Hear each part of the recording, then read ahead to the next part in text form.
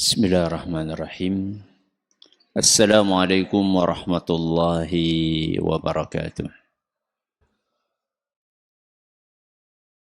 Alhamdulillahi rabbil alamin. Wabihi nasta'inu ala umuri dunya waddin. Wa sallallahu ala nabiyyina wa sayyidina Muhammadin wa ala alihi wa sahbihi ajma'in. Amma ba'd. Kita panjatkan puja dan puji syukur kehadirat Allah Subhanahu wa taala. Pada kesempatan malam yang berbahagia kali ini, Rabu malam Kamis, kita kembali diberi kekuatan, kesehatan, hidayah serta taufik dari Allah Jalla wa Ala, sehingga kita bisa kembali menghadiri pengajian rutin tafsir Al-Quran di Masjid Agung Darussalam Purbalingga. Kita berharap semoga Allah Subhanahu wa taala berkenan untuk melimpahkan kepada kita semuanya ilmu yang bermanfaat sehingga bisa kita amalkan sebagai bekal untuk menghadap kepada Allah Jalla wa Ala. Allahumma amin. Salawat dan salam semoga senantiasa tercurahkan kepada junjungan kita Nabi Agung Muhammad sallallahu alaihi wasallam, pada keluarganya, sahabatnya, dan umatnya yang setia mengikuti tuntunannya hingga akhir nanti. Sebelum kita memasuki materi hari ini, kita akan membaca sebagian dari ayat-ayat yang mulia yang ada di dalam surat At-Takwir. Semoga Allah Subhanahu wa taala memberkahi majelis kita. A'udzu billahi minasy syaithanir rajim.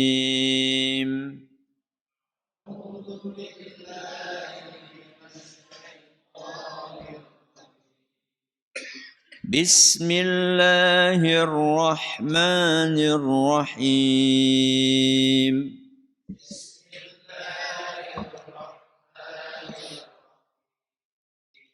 إذا الشمس كورت وإذا النجوم انكدرت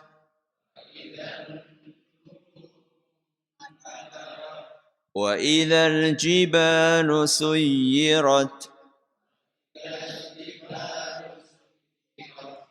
وإذا العشار عطلت وإذا الوحوش حشرت وإذا البحار سجرت وإذا النفوس زوجت وإذا الموءودة سئلت بأي ذنب قتلت وإذا الصحف نشرت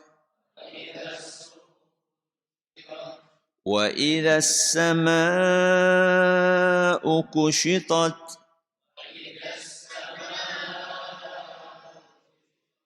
وإذا الجحيم سعرت وإذا الجنة أزلفت علمت نفس ما أحضرت.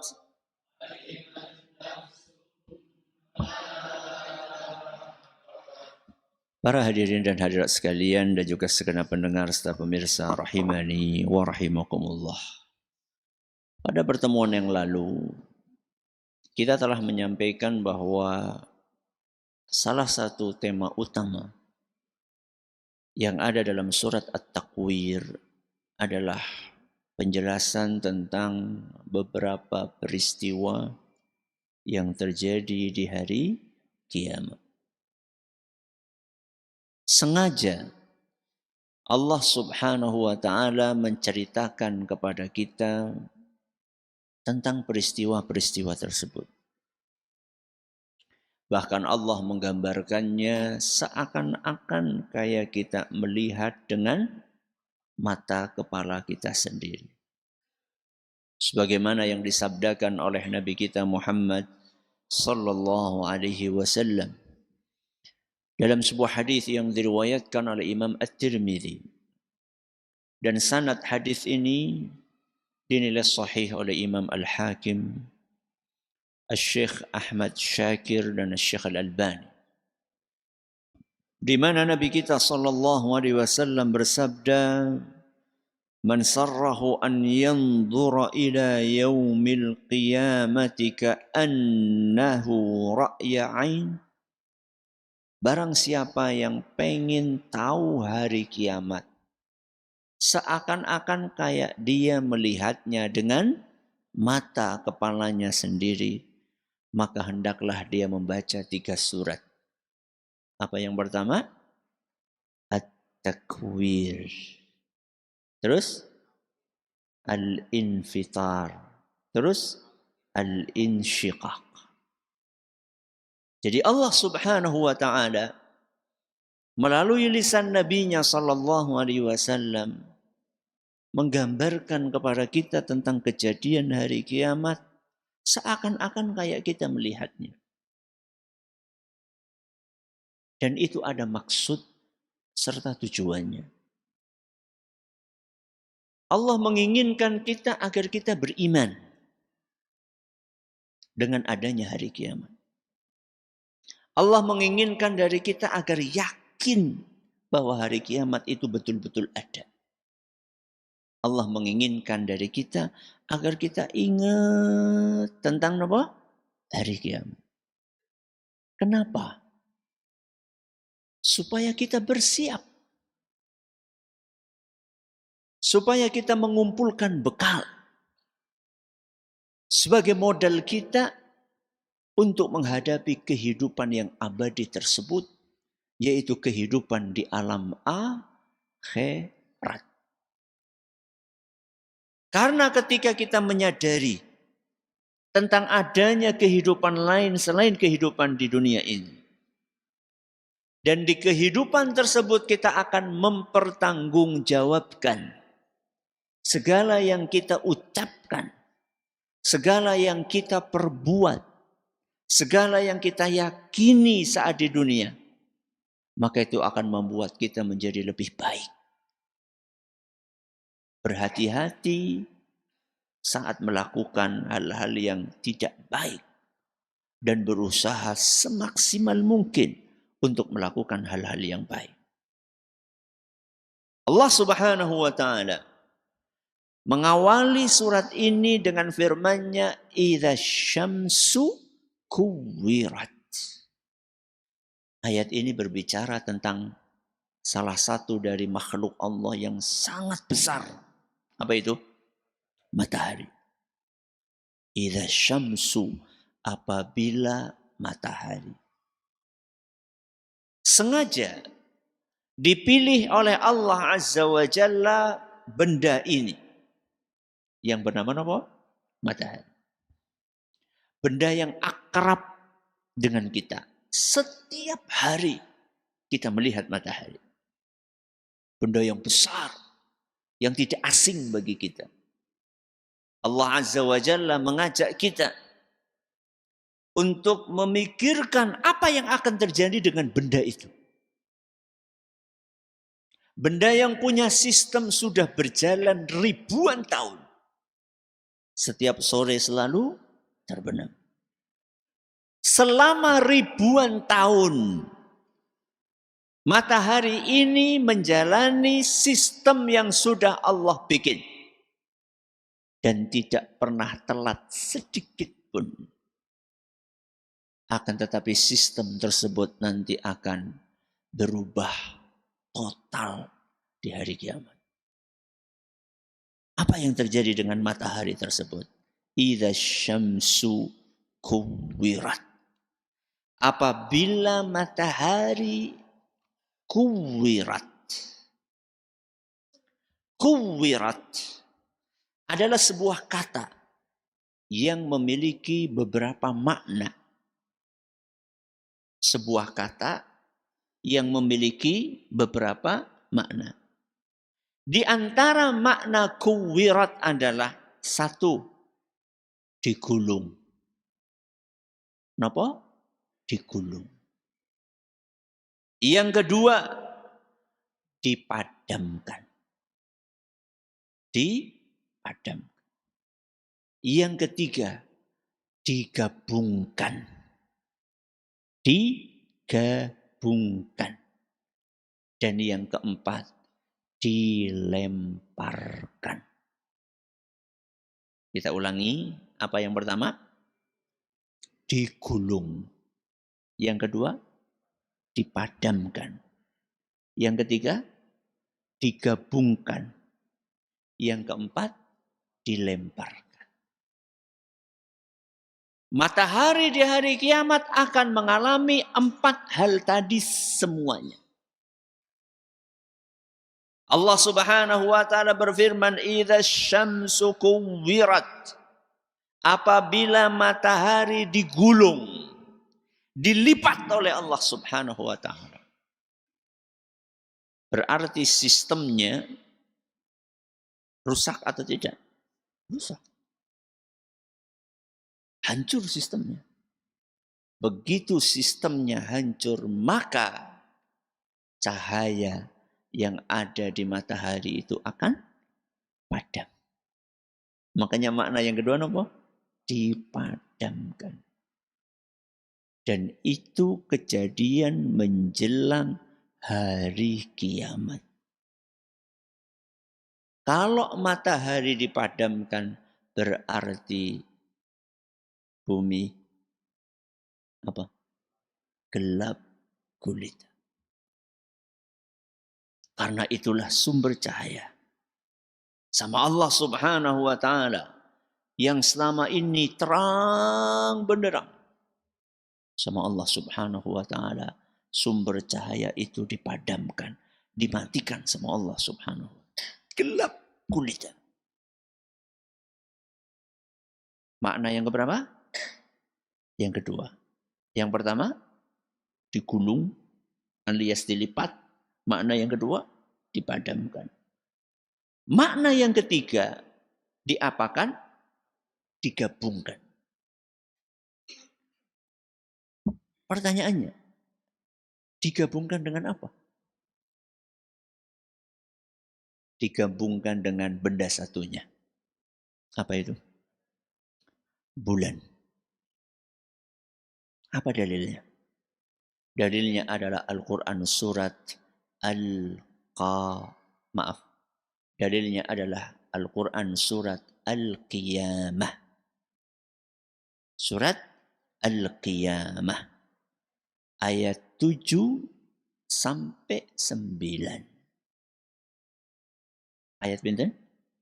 7 sampai 9. Apa kata Allah Subhanahu wa taala? Fa'idza bariqal basar. Apabila mata terbelalak ketakutan. Ini kapan ini? Hari kiamat. Semuanya berubah. Maka orang-orang pada ketakutan. Terbelalak mata mereka. Ngeri. Wa khasafal qamar. Dan saat itu bulan dipadamkan. Berarti mataharinya nopo? Padam. Bulannya juga nopo? Padam. Karena mungkin ketika tadi mendengar matahari dipadamkan, mungkin ada yang, kan masih ada bulan. Mungkin ada yang berpikir, kan masih ada bulan. Lumayan. Apalagi kalau bulannya bernama. Enggak. Wa khasafal qamar. Dan bulan pun dipadamkan sama Allah Azza wa Jalla. Terus apa yang terjadi kemudian? Wajumi asyamsu wal qamar. Dan matahari digabungkan dengan bulan. Padahal selama ini tidak pernah ketemu.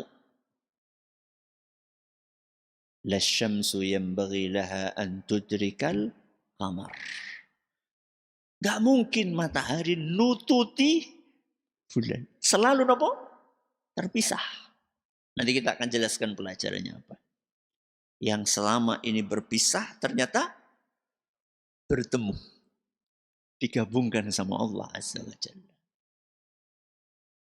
Itu dalil dari Al-Quran. Dalil dari hadis Nabi sallallahu alaihi wasallam. Hadis riwayat Al-Imam Al-Bukhari. Maaf, ini nanti nomor 4. Ya, ini nanti nomor 4. Oke, tadi dalilnya surat apa? Al-Qiyamah ayat 7 sampai 9. Makna yang pertama digulung. Makna yang kedua dipadamkan. Makna yang ketiga digabungkan. Makna yang keempat diapakan? Dilemparkan. Dalilnya adalah sebuah hadis yang diriwayatkan oleh Imam Al-Bukhari, di mana Nabi kita sallallahu alaihi wasallam bersabda, "Asy-syamsu wal qamaru mukawwarani yaumal qiyamah." Matahari dan bulan akan dilemparkan di hari kiamat. Akan diapakan? Dilemparkan di hari kiamat. Muncul pertanyaan. Dilemparkan kemana? Dilemparkan kemana? Di dalam riwayat hadis tadi, yang disebutkan oleh Imam At-Tahawi, dalam kitab beliau Syarah Mushkilil Athar, dan kata Syekh Al-Albani, isnad hadis ini sahih. Nabi SAW bersabda, yukawwarani finnar. Akan dilemparkan kedua benda itu ke neraka.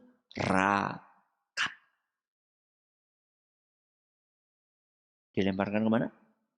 Ke neraka. Supaya apa?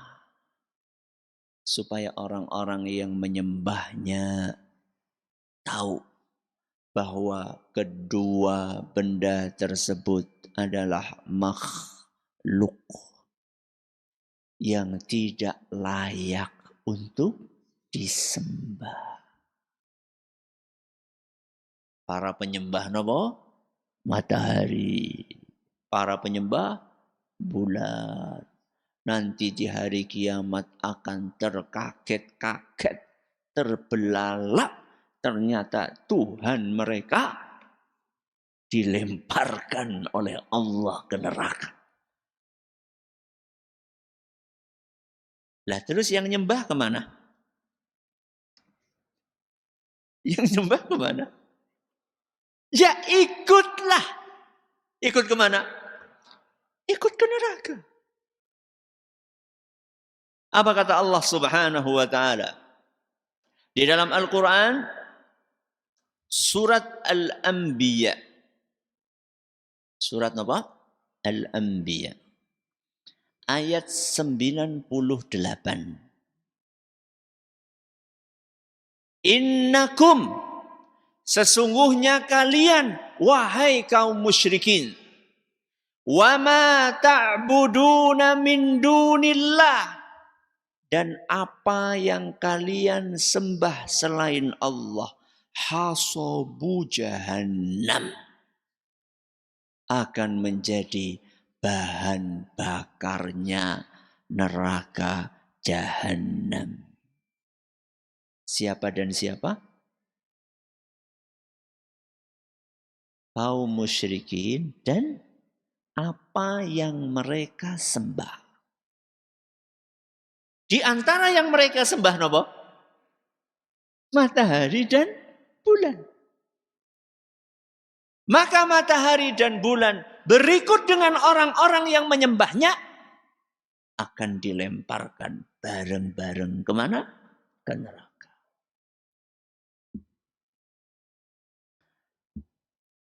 Muncul pertanyaan, Ustaz, bukankah yang disembah oleh orang-orang itu enggak cuma matahari? Betul? Enggak cuma bulan. Enggak cuma bintang. Enggak cuma pohon, enggak cuma batu. Bukankah ada di antara mereka yang menyembah wali? Apa? Wali. Dan ada pula di antara mereka yang menyembah nabi. Dan ada di antara mereka yang menyembah malaikat. Berarti, kok bingung mau melanjutkan? Apakah yang disembah-sembah tadi itu juga dilemparkan dan dijadikan bahan api neraka? Kenapa?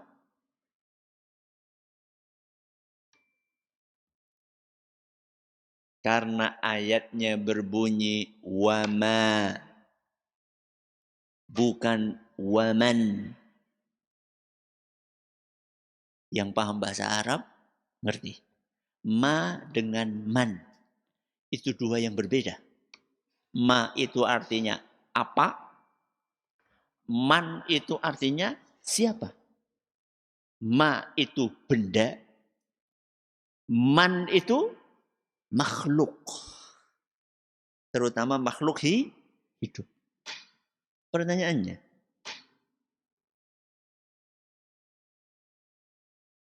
nabi, terus apa lagi tadi? Wali, malaikat, benda mati, apa makhluk hidup? Makhluk hidup. Dan mereka orang-orang yang baik. Masa orang baik jadi bahan bakar neraka? Ya ora mungkin. Paham? Iya. Berarti yang dimaksud dengan ayat tadi, surat apa wow? Al-Anbiya ayat 98 adalah sesembahan selain Allah dari benda-benda mati. Dari apa? Benda-benda mati. Ustaz, tapi kan ada juga Ustaz, makhluk hidup yang disembah dan dia suka disembah. Ada? Ada. Malah nyuruh orang lain untuk menyembah dia. Contohnya, Firaun. Nah, berarti ini masuk yang mana? Hah? Loh, kalau dia nyuruh dan dia rela untuk disembah, ya berarti bareng-bareng sama yang nyembah. Jadi yang dikecualikan dari surat Al-Anbiya ayat 98 tadi adalah makhluk-makhluk yang disembah, yang baik, yang soleh, dan mereka tidak rela untuk disembah. Contohnya seperti Nabi Isa alaihissalam. Nabi Isa rela nggak disembah? Nabi kita Muhammad SAW rela nggak disembah? Enggak. Para wali nggak rela. Syekh Abdul Qadir Al-Jailani rahimahullah nggak rela disembah. Di dalam buku-buku beliau dijelaskan bagaimana beliau nggak suka terlalu dikultuskan. Ya. Dihormati iya, dihargai iya, tapi dikultuskan tidak. Jadi Allah Subhanahu wa taala menakdirkan matahari dilemparkan kemana tadi? Ke neraka jahanam. Salah satu pelajaran yang bisa kita ambil adalah bahwa matahari tidak layak untuk disembah. Kenapa? Karena itu makhluk juga. Dan makhluk apapun, ya seperti matahari, bulan, itu akan musnah. Terus kenapa disembah? Kenapa disembah? Dan Allah Subhanahu wa taala ketika menjadikan alam semesta ini yang awalnya rapi, terus apa? Jadi hancur lebur. Itu ingin memberikan pesan kepada kita. Salah satu pesan yang barangkali diinginkan sama Allah Azza wa Jalla adalah bahwa alam semesta ini semuanya berada di bawah kendali Allah. Yang ngatur, yang mengendalikan alam semesta ini adalah Allah. Yang membuat matahari dan bulan beredar pada peredarannya secara teliti, secara detil, gak berubah sedikit pun ribuan tahun, Allah. Begitu pula yang menghendaki nanti di hari kiamat seluruh sistem itu hancur berantakan. Siapa? Allah juga. Maka kalau kita tahu bahwa alam semesta ini semuanya di bawah kendali Allah, kalau butuh apa-apa, mintalah kepada Allah. Kenapa? Karena Allah yang mengatur alam semesta ini. Contoh, ada isu. Ada apa? Isu. Mau di PHK. Mau di PHK. Apa yang jenengan lakukan? Nah, mumet, pusing, bingung, stres. Urung di PHK wis stres di sini.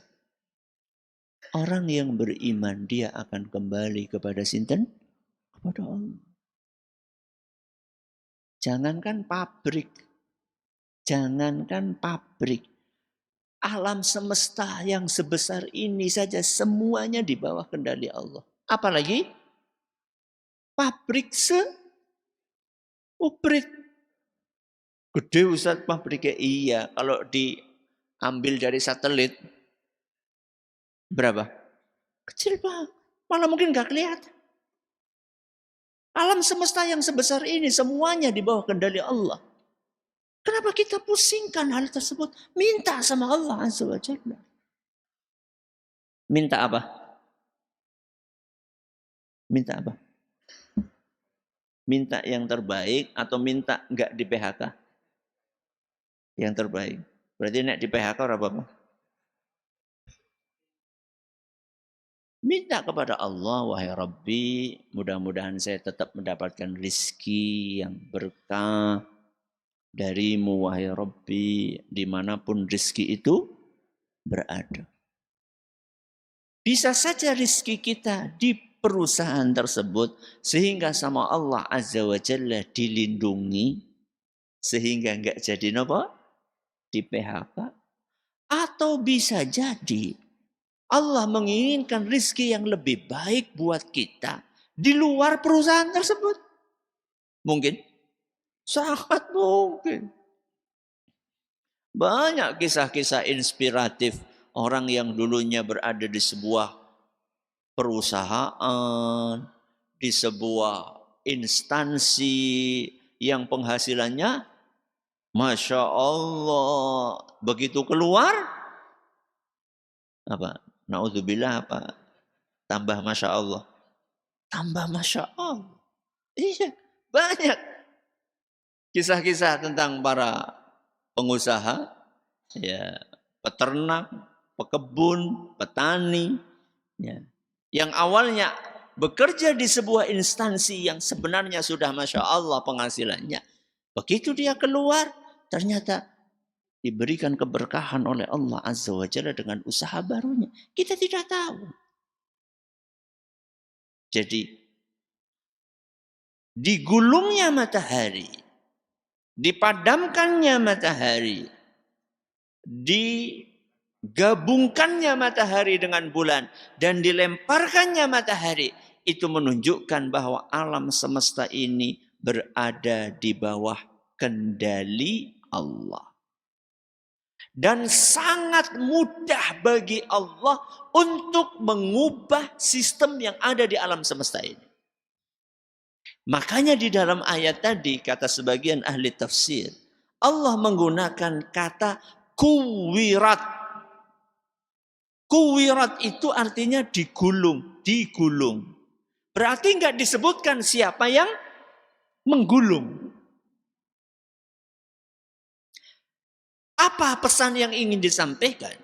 Pesan yang disampaikan adalah bahwa yang menggulungnya, yaitu Allah, itu sangat mudah untuk menggulungnya. Sehingga tidak perlu disebutkan siapa yang menggulungnya.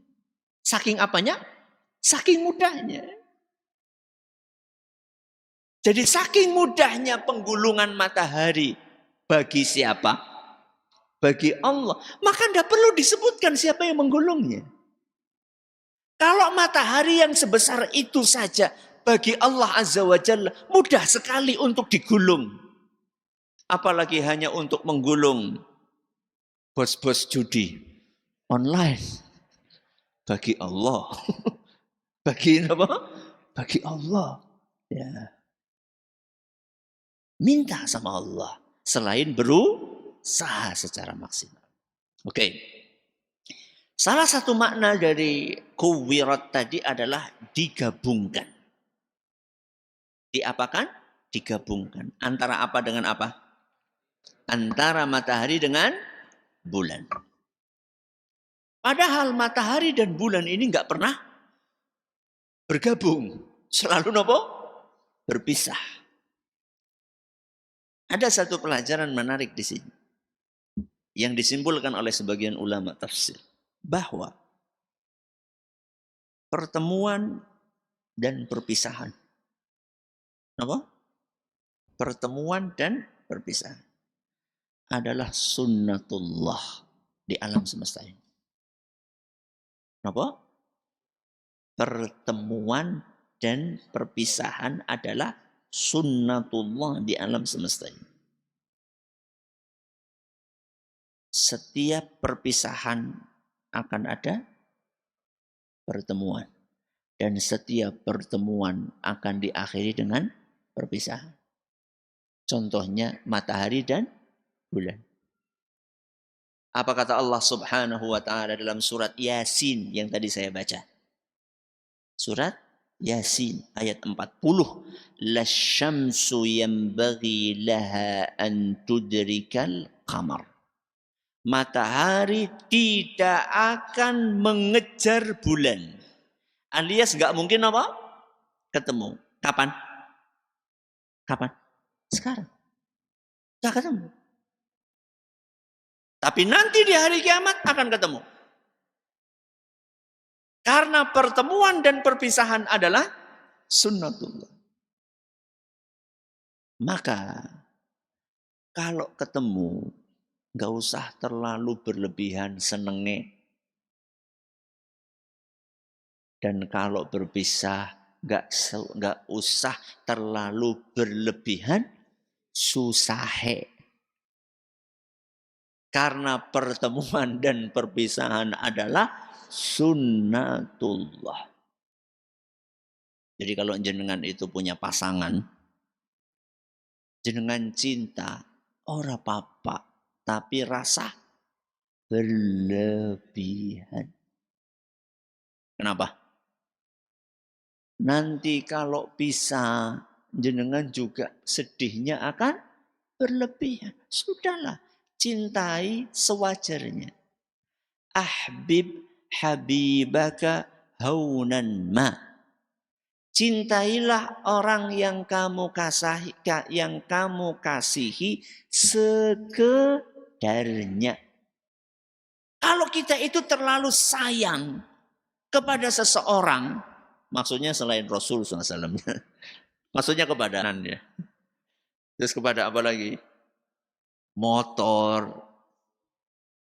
Ketika kita terpisah, itu akan sedih banget. Akan sedih banget. Nggak bisa melupakan. Itu kejadian. Ada seorang suami cinta banget sama istri. Allah takdirkan istrinya meninggal. Padahal usianya belum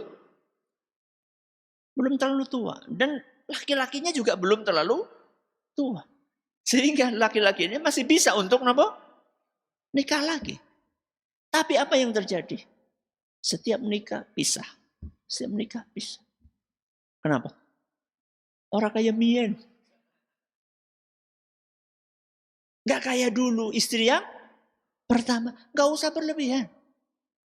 Gak usah berlebihan. Dengerin ya. Gak usah berlebihan.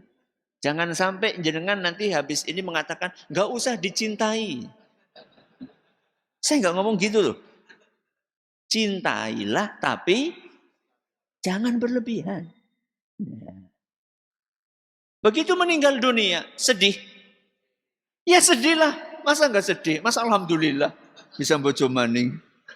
Bukan kayak gitu. Sedih, tapi jangan berlebihan. Karena pertemuan dan perpisahan adalah sunnatullah. Itu ketika ketemu. Ketika berpisah, cepat atau lambat. Dan kita pasti akan berpisah dengan orang yang kita cintai. Cepat atau lambat. Dengan anak kita akan berpisah. Dalam waktu dekat, anak kita mondok. Dalam waktu dekat, anak kita berkeluarga. Berpisah. Dalam waktu panjang, anak kita akan meninggal. Atau kita dulu yang meninggal. Semuanya akan berpisah. Pahami itu. Sehingga kita tidak terlampau terjebak di dalam kesedihan yang berlebihan. Ini pelajaran yang diambil dari penafsiran sebagian ulama bahwa kuwirat artinya diapakan tadi? Digabungkan. Terima kasih atas perhatiannya. Mohon atas segala kekurangannya. Kita akhiri dengan doa kafaratul majelis. Subhanakallahumma bihamdika asyhadu an la ilaha illa anta astaghfiruka wa atubu ilaik. Assalamualaikum warahmatullahi wabarakatuh.